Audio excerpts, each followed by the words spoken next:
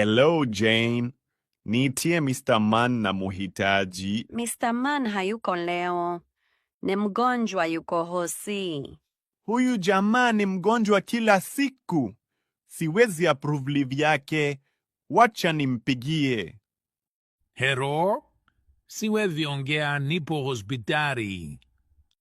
Wewe tumekuzoea sana. Wacha mchezo, rudi kazi. Sasa mtu hawezi gojeka ama ugonjwa iko na wenyewe. Tuma picha basi, tuma picha ukiwa hapo hosi. Kwenda huko.